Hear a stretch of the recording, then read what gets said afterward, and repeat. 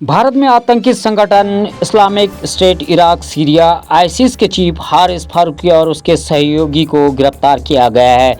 Assam police की special task force ने धुबरी में यह बड़ी सफलता हासिल की।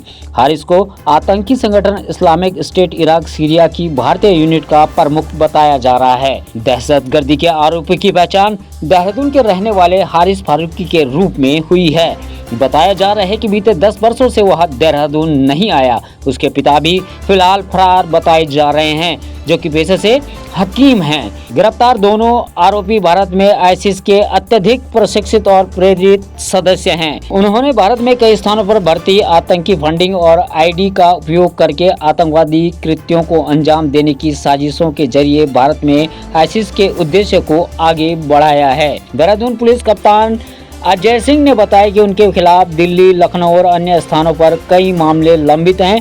उन दोनों की पहचान सुनिश्चित कर ली गई है। पुलिस ने बताया कि चक्राता देहरादून का रहने वाला हारिस फारूकी उर्फ हरीस अजमल फारूकी भारत में आईसिस का प्रमुख है। उनके सहयोगी पानीपत के अनुराग सिंह उर्फ रेहान ने इस्लाम धर्म अपना लिया, जबकि उनकी पत्नी बांग्लादेशी नागरिक हैं। हारिस फारूकी की गिरफ्तार के बाद अचानक देहरादून में रह रहे उनके पिता सुर्खियों में आ गए हैं। एसएसपी ने आतंकी हारिस फारूकी मामले में बताया कि हारिस जब से अलीगढ़ यूनिवर्सिटी पढ़ने गया, उसके बाद से ना तो घर वालों के टच में है और न ही वह देहरादून आया है। हालांकि पुलिस इंटेलिजेंस इनपुट के आधार पर उनके घर वालों पर नजर बनाए हुई है।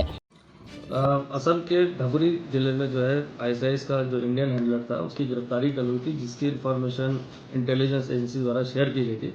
क्योंकि यह मूल रूप से यहाँ पर पहले इनके जो फादर और फैमिली है यहाँ पर रह रहे हैं, और हारिस फारूकी करीब विगत 10-12 सालों से जब से अलीगढ़ यूनिवर्सिटी में वहाँ गया पढ़ाई के लिए, तब से वो अपने घर वापस नहीं आए, ना ही घर के किसी संपर्क में था।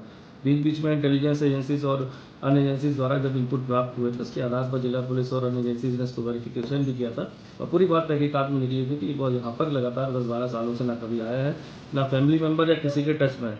चूँकि इस तरह की वो गतिविधियों में शामिल था, जिसके कारण वो कभी भी देहरादून नहीं आया, लेकिन इस पर लगातार निगरानी पुलिस द्वारा और इंटेलिजेंस एजेंसी द्वारा उत्तराखंड में रखी जा रही थी। और ये सूचना प्राप्त होने के बाद इसकी कल गिरफ्तारी बॉर्डर क्षेत्र से हुई है। जो भी इंटेलिजेंस इनपुट शेयर किए जाएंगे उस पर उसके आधार पर जिला पुलिस और यहाँ की एजेंसी इसमें आगे वर्क करेंगी। फिलहाल आज की इस बड़ी खबर में इतना ही। हमें दीजिए इजाजत और पेन पॉइंट को लाइक कीजिए, सब्सक्राइब कीजिए और शेयर कीजिए।